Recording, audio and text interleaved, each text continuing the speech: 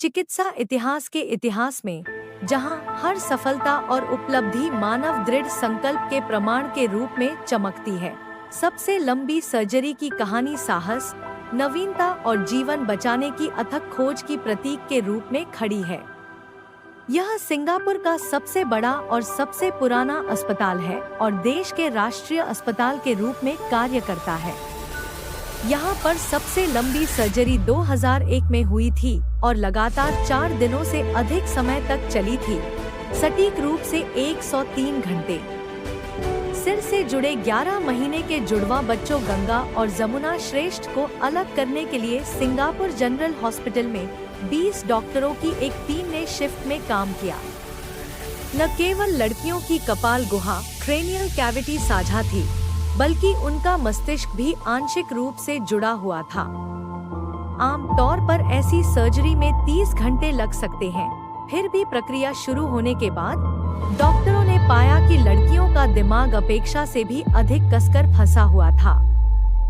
Operation का नेतृत्व करने वाले डॉक्टर कीथ गोह कहते हैं, जब हम सर्जरी की योजना बना रहे थे, तो हमें उम्मीद नहीं थी कि यह इतने लंबे समय तक चलेगी। सर्जरी के दौरान हमने पाया कि दोनों ब्रेन एक दूसरे से इतने करीब से जुड़े हुए थे कि हमें दोनों ब्रेन और जुड़े हुए सभी मस्तिष्क ऊतकों नर्वस टिश्यू के बीच जाने वाली रक्त वाहिकाओं ब्लड वेसल्स को अलग अलग जमाना, अलग करना और विभाजित करना पड़ा। वह सैकड़ों छोटी रक्त वाहिकाओं ब्लड वेसल्स के बारे में बात कर रहे हैं, जिनमें से प्रत्येक का पता लगाया जाना था और उसकी पहचान किसी न किसी लड़की से की जानी थी। इसके अलावा लड़कियों के दिमाग केवल जुड़े हुए नहीं थे, वे हेलिक्स की तरह एक दूसरे के चारों ओर लिपटे हुए थे, जिससे जटिलता बढ़ गई थी। अंत में फाइबर के मिश्रण का उपयोग करके नया रूप देने की आवश्यकता थी। Using a blend of bone material and Goretex fibres. Doctor Ben Carson, एक प्रसिद्ध बाल चिकित्सा न्यूरोसर्जन, जो 1987 में मस्तिष्क को क्षति पहुंचाए बिना क्रैनियोपैगस जुड़वा बच्चों को अलग करने वाले पहले व्यक्ति थे, उन्होंने अपनी वैश्विक प्रतिष्ठा को बढ़ाया, जिसके कारण उन्होंने जुड़े हुए जुड़वा बच्चों को अलग करने से पहले व्यापक तैयारी के लिए सिंगापुर की सर्जिकल टीम को सलाह दी।